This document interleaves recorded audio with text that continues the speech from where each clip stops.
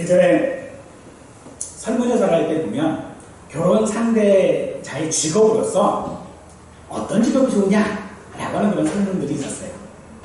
그 중에 항상 상위 랭킹을 차지하고 있는 사람들을 보면 판사, 검사, 의사, 목사였습니다.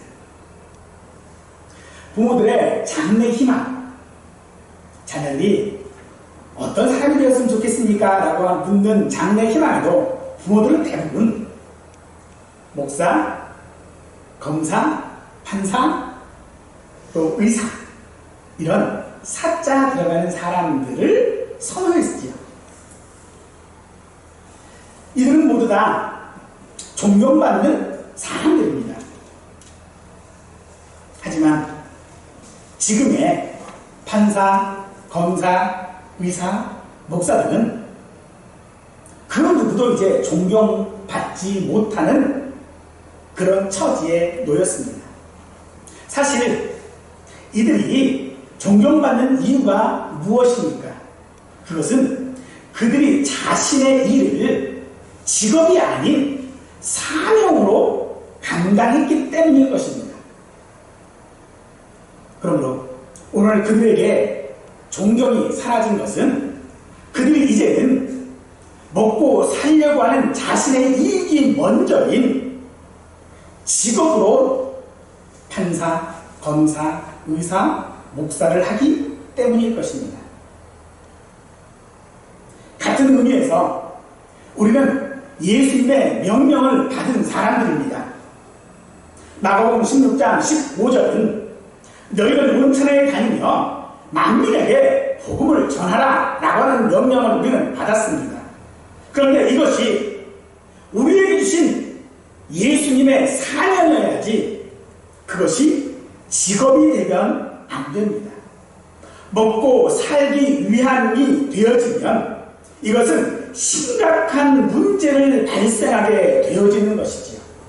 따라서 내가 예수를 믿는 이유가 무엇인지를 이 시간 명확하고 확신한 그런 확신이 있기를 간절히 축원합니다. 바울은 아덴을 떠나 고린도에 이르러서 아굴라와 브리스길라 부부를 만나게 됩니다. 이 부부는 로마의 글라우디 황제의 추방령에 따라 로마에서 이주한 유대인입니다.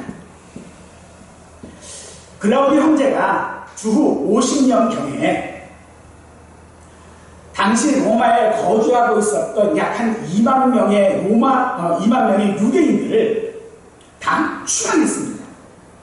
추방했다라고 하는 이야기는 그들이 그 로마에서 쌓았던 많은 국기, 영화들, 삶의 발판들 이런 것들을 다 그대로 놓고 쫓겨나야 했다는 것이죠. 그런 브리스길라와 아굴라 부부를 만난 바울은 그들과 함께 지내면서 안식일마다 회당에서 전도를 했습니다. 바울이 아굴라와 브리스길라 부부와 함께 유숙하게 되는 것은 3절 말씀해 보니 생업이 같기 때문이다 라고 말하고 있습니다. 그들의 생업은 즉 천막을 만드는 일이었습니다. 바울은 그런 생업을 통해서 자신의 의식주를 해결했던 것이지요. 고린도에서의 바울의 전도는 순탄하지 않았습니다. 6절에 보니 그들이 대적하여 비방하거늘을 통해서 우리는 그 사실들을 잘 알 수 있게 되겠지요. 그러던 어느 날 밤에 주께서 환상 가운데 바울에게 말씀합니다.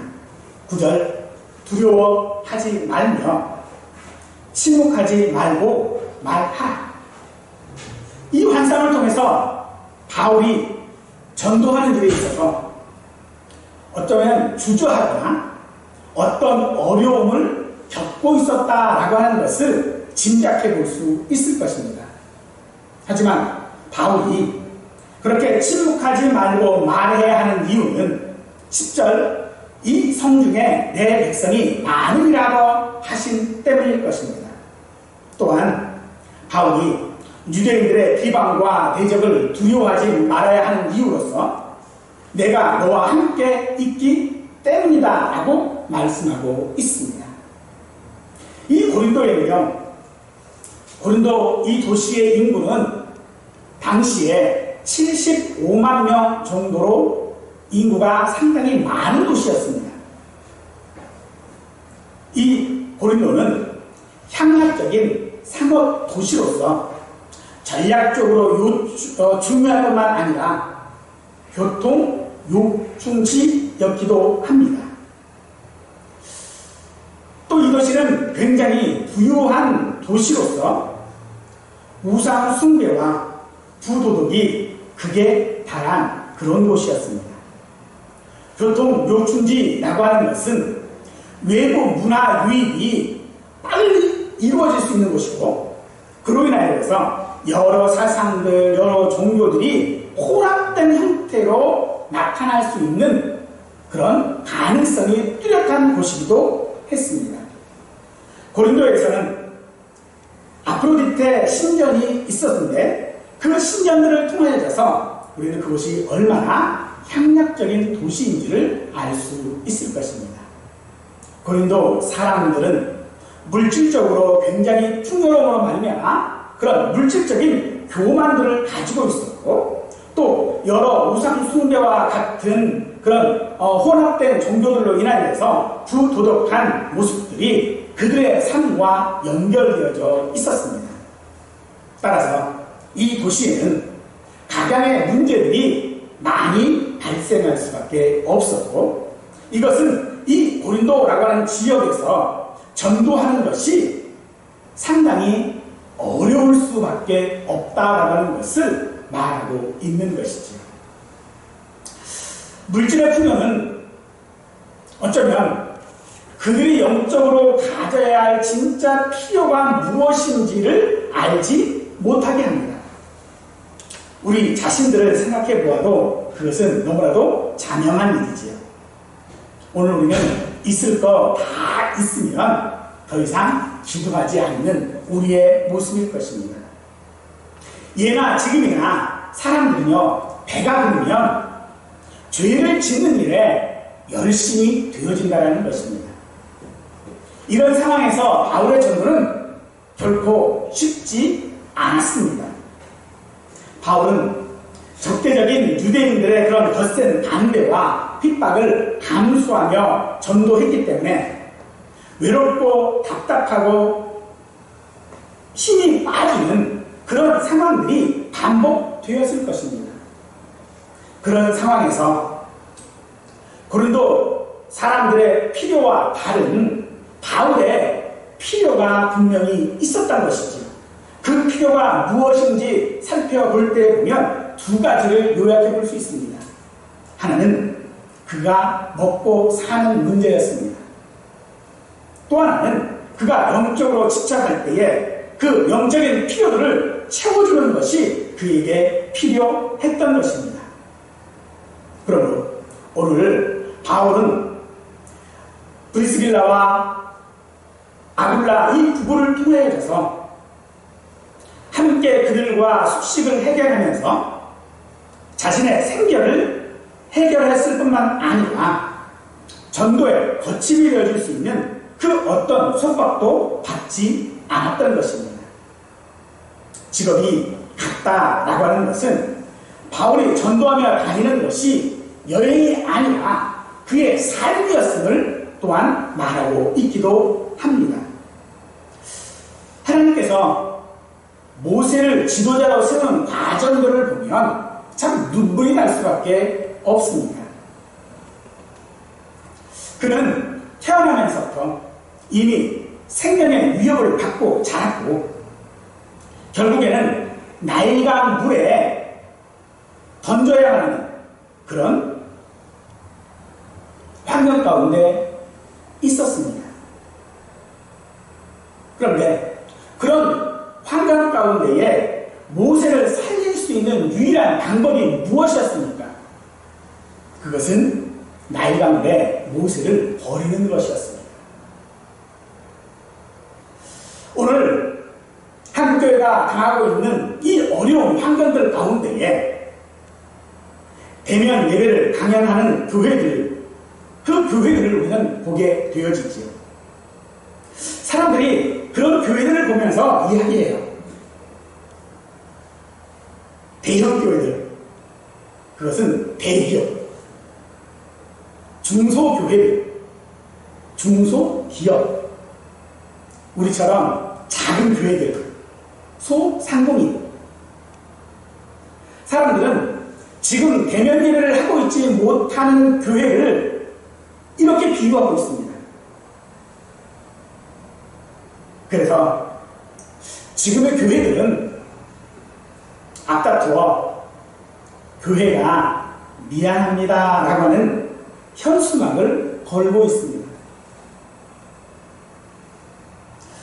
그런데 저는 이 현수막에 동의할 수 없습니다. 왜냐하면 교회는 건물이 아니기 때문이죠. 교회는 예수 그리스도를 머리로 하는 한 사람 한 사람 성도가 교회입니다. 즉 교회는 예수님입니다.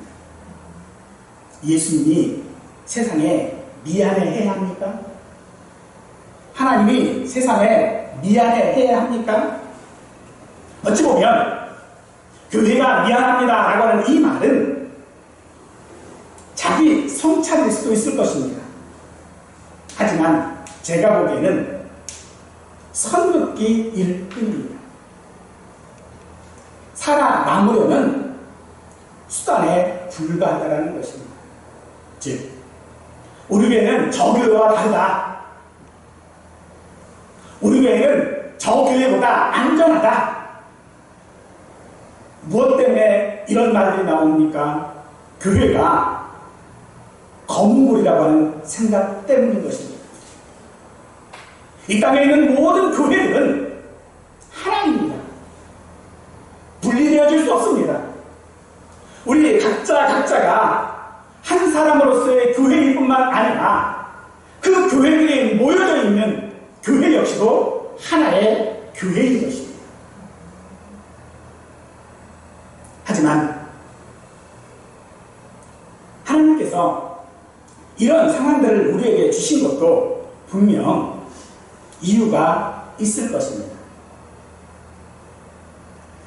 유대인들이 바울을 비방할 때에 그 비방이라고 하는 이 말은 비난과 모욕적 언사를 내뱉는다라고 하는 그런 뜻입니다. 단순하게 야 저러면 안 되지 라고 하는 정도가 아니라 모욕적 언사를 하고 있다는 것이죠. 오늘날 세상이 교회를 향하여 얼마나 모욕적인 언사를 내뱉고 있습니다. 분명 그렇게 심한 그들의 비방은 우리로 심한 좌절과 모욕감을 느끼게 할 것이 분명합니다. 그때에 얼마나 이 바울이 처지가 어려웠는지, 얼마나 그들의 비방이 힘들었는지 고린도전서 2장 3절 말씀해 보니 내가 너희 가운데 거할 때에 약하고 두려워하고 심히 떨었노라 라고 말하고 있습니다. 그렇게 하나님의 말씀에 붙잡혀 서 있었던 바울마저도 그들의 그 비방이 떨 수밖에 없었다는 것이죠. 어디서부터 무엇을 어떻게 해야 할지 참 막막한 바울의 심정입니다. 오늘 우리도 같은 심정인 줄 믿습니다. 뭘 어떻게 해야 될지 모르겠어요. 교회가 미안합니다라고 할 수도 없고, 그렇다고 우리만 잘났다고 우리만 무엇을 할 수도 없고, 참 막막합니다. 그런 막막한 가운데 몇 주간의 저의 설교는 전도해야 된다.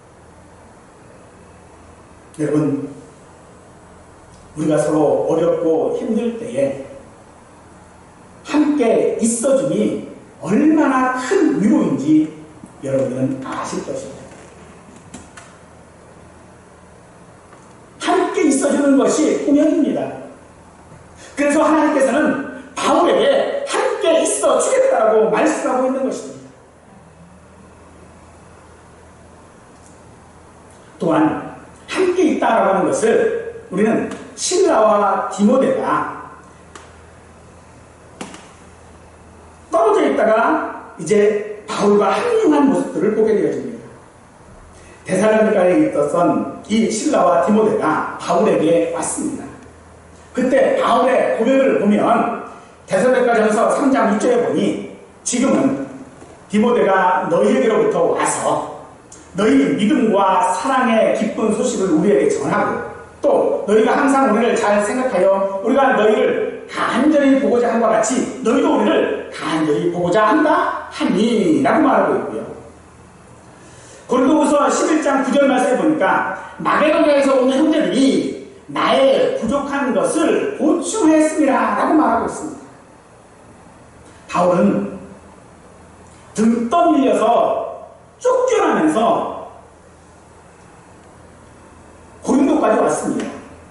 그 고린도까지 온 바울, 그런데 그 고린도 역시도 전도가 쉽지가 않습니다. 그런 상황 가운데서 디모데와 실라가 바울에게로 기쁜 소식을 들고 왔어요.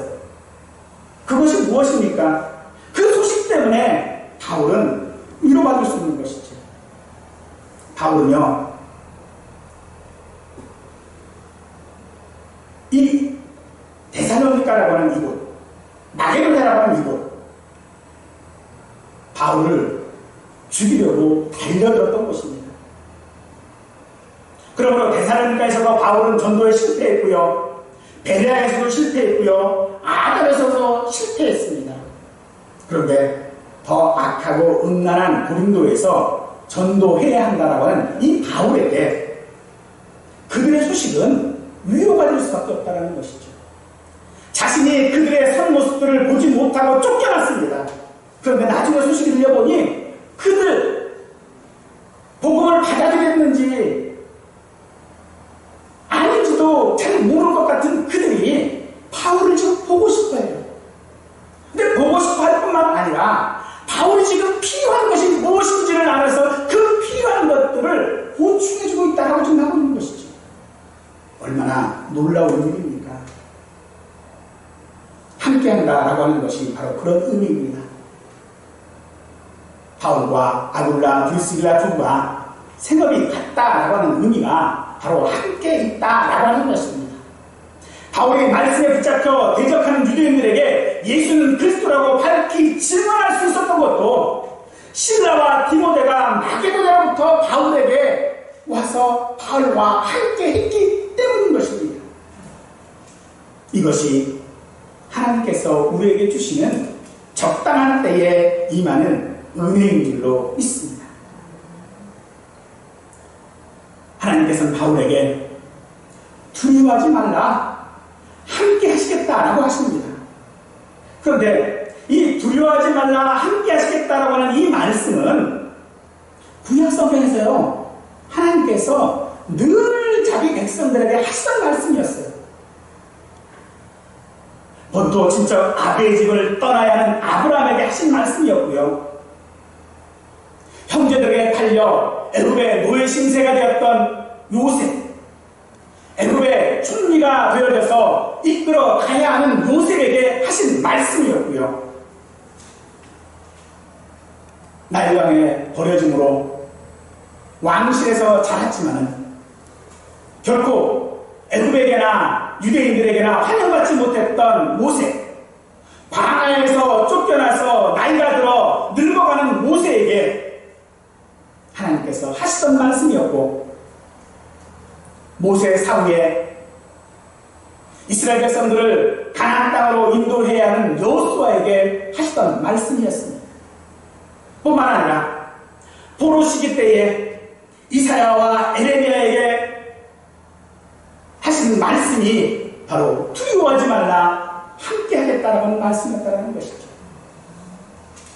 그뿐입니까? 우리 예수님께서도 이 땅에 남겨질 제자들에게 하신 말씀이 두려워하지 말라 함께 하겠다라고 하는 것이었습니다. 사랑하는 성도들, 오늘 이 말씀, 오늘 저와 우리 모든 성도들에게도 하시는 말씀인 줄 믿으시기 바랍니다. 하나님은 오늘 우리에게 이 말씀을 통하여서 두려워하지 말라 함께 하겠다는 이 말씀을 통하여서 우리를 위로하고 계십니다. 그러므로 하나님께서 이 모든 상황들 가운데 우리와 함께 계시니 두려워하지 않아도 됩니다. 아니, 오히려 우리는 담대해야 할 것입니다. 세상이 아무리 우리를 비방하고 우리를 조롱하고 우리를 모욕한다 할지라도 우리는 그들 앞에서 두려워할 필요가 없습니다. 하나님이 함께 하시기 때문입니다. 그런 세상 앞에 우리는 두려워할 필요 없습니다. 그들 앞에 담대히 나서서 예수는 그리스도라고 증언할 수 있는 자들이 되어져야 할 줄로 믿습니다. 바울은 1년 6개월을 고린도에 머물며 말씀을 가르쳤다라고 합니다. 즉, 바울이 전도하는 방식은 말씀을 통한 것이었습니다. 다른 방법이 아니었습니다. 어느 정도 배경이 있는 유대인들에게 전도할 때에 말씀을 사용한 것이 아닙니다. 이방인들에게도 똑같은 방법을 사용하여 지금 전도하고 있는 것이죠. 오늘 우리가 전도할 때에 그래도 무슨 기초가 좀 있어야 되지 않겠는가라고 생각합니다. 뭔가가 기댈 만한 무엇이 좀 있어야 전도를 해도 할 수 있지. 아무것도 없는데 뭘 가지고 전도를 하겠는가? 그런데 바울은 오직 말씀에 붙잡혀 그 말씀으로만 전도했다는 것이죠. 기적이나 어떤 능력을 통하여 전도하지 않고 오직 말씀을 통해서 전도했어요. 전도에 어떤 묘책이나 다른 방법이 있지 않았습니다. 오직 그는 말씀을 통하여 전도했다라고 하는 것은 또한 성령께서 바울에게 말씀하실 때 너는 잠잠하지 말고 말하라. 말을 통하여져서, 언어를 통하여져서, 말씀을 통하여져서 전도하는 것이 바로 하나님께서 우리에게 정하신 전도의 수단인 것입니다. 사랑하는 여러분,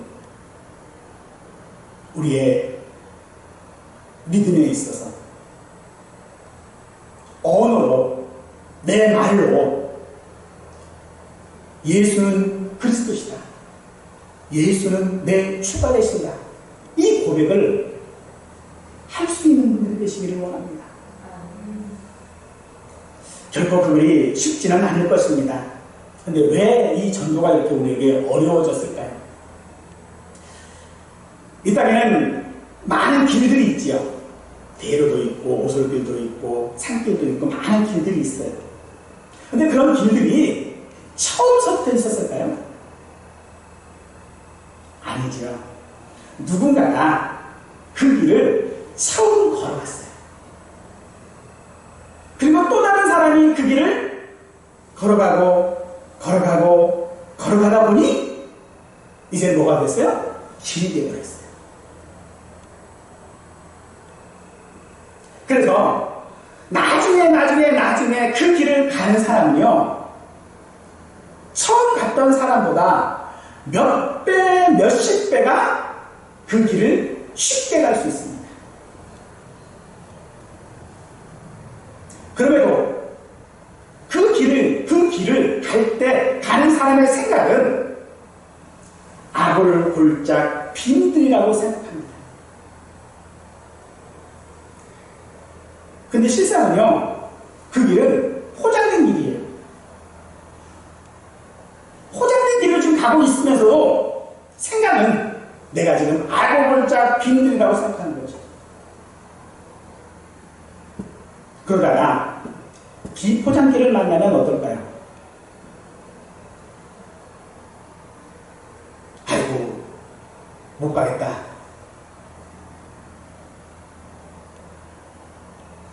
사랑하는 성도 여러분, 길은 처음부터 있지 않았습니다. 누군가가 그 길을 닫기에 길이 생겼다면, 여러분, 우리의 전도의 길은 처음서부터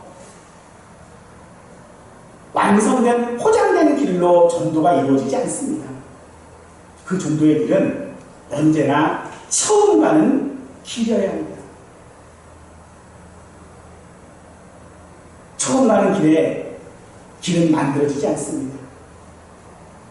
가고 또 가고 또 가야만 길이 만들어지는 것처럼 바울은 그의 발걸음을 그렇게 옮겨 갔던 것입니다. 여러분들 한번 상상 한번 해보실까? 옛날 사극 드라마에 보면 그 주의를 지은 사람이 소각구는 끄는 달구지에 이렇게 그 창살이 달린 달구지에다가 그 안에 이렇게 양반에서 앉아가지고 이렇게 가는 걸 보셨지요. 그런데 그 옆에는요, 누가 가는지 아세요? 집신을 신은 포졸이 따라가요. 그 장면을 볼 때, 야, 여러분들은 어느 자리에 있고 싶으세요? 창살 안에 주인으로 가는 그 사람이고 싶으세요? 아니면은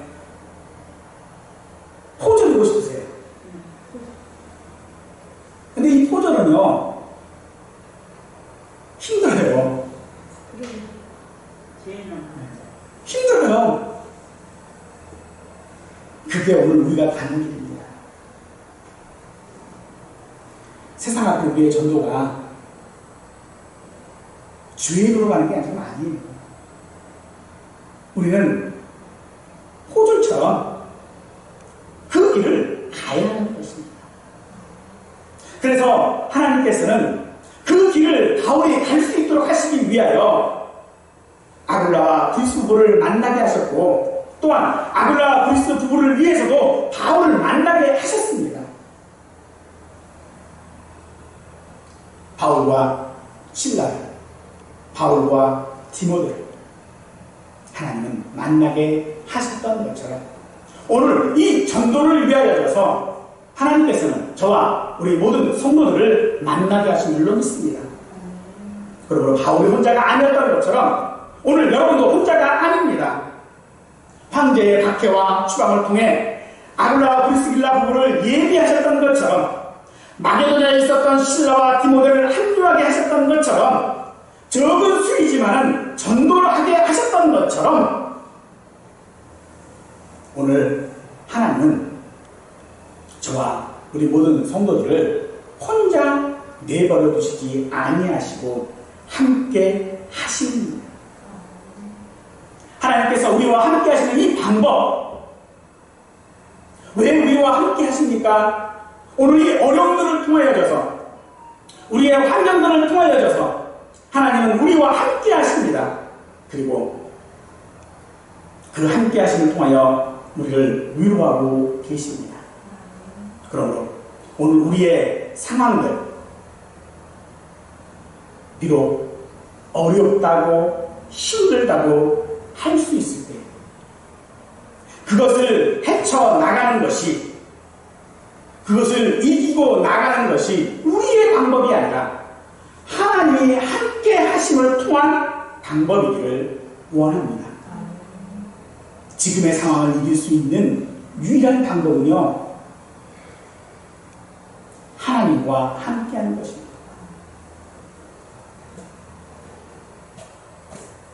하나님과 함께하고 있다는 것. 그 하나님이 어떤 때 나와 함께 하십니까? 내가 하나님이 함께 하겠다라고 하는 그 필요를 알았을 때, 내가 연약할 때에 그렇습니다. 그래서 고린도후서 12장 10절에서 바울은 이렇게 고백합니다.